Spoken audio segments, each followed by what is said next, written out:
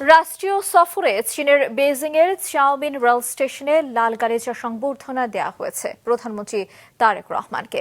এর সময় তাকে গার্ড অফ অনার দেওয়া হয়। তাকে স্বাগত জানান চীনা কমিউনিস্ট পার্টির সেক্রেটারি।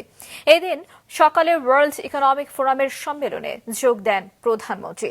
কাল চীনা প্রধানমন্ত্রী এবং শুক্রবার প্রেসিডেন্টের সঙ্গে বৈঠক করার কথা রয়েছে তার। বেজিং থেকে আরো জানাচ্ছেন বিশেষ প্রতিনিধি নুরুন নাহার উইলি। মালয়েশিয়ায় 18 ঘন্টা কাটিয়ে চীনের দানিয়াল হয়ে এখন বেইজিংয়ে প্রধানমন্ত্রী তারেক রহমান। চীনের প্রধানমন্ত্রী লি কুয়াং এর আমন্ত্রণে 4 দিনের সফরে সোমবার রাতে দালিয়ান পৌঁছান তিনি। মঙ্গল ও বুধবার দিনভর দানিয়ালে নানা আনুষ্ঠানিকতায় যোগ দেন সরকার প্রধান। ওয়ার্ল্ড ইকোনমিক ফোরাম আয়োজিত গ্রীষ্মকালীন দাভোস এর বার্ষিক সম্মেলনে অংশ নেন। সম্মেলনটিতে 90টিরও বেশি দেশ ও অঞ্চল থেকে রাজনৈতিক, ব্যবসায়িক, শিক্ষাবিদ এবং গণমাধ্যম অঙ্গনের 1700 জনেরও বেশি প্রতিনিধি অংশগ্রহণ করেন।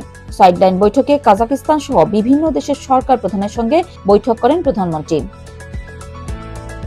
চীনের স্থানীয় সময় দুপুর 2টায় দালিয়ান থেকে হাই স্পিড ট্রেনে করে বিকেল 5:35 বেইজিং পৌঁছান তারেক রহমান। সফরসঙ্গী হিসেবে ছিলেন তার সহধর্মিণী ডক্টর জুবাইদা রহমান।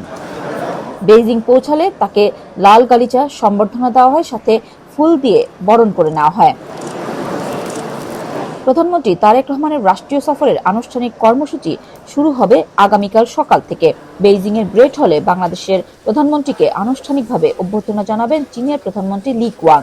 কাল দ্বিপাক্ষীয় বৈঠক করবেন দুই প্রধানমন্ত্রী।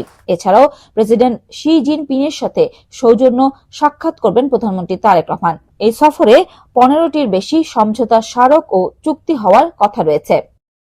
নুরুন নাহার উইলি, মাছরাঙা সংবাদ, বেইজিং।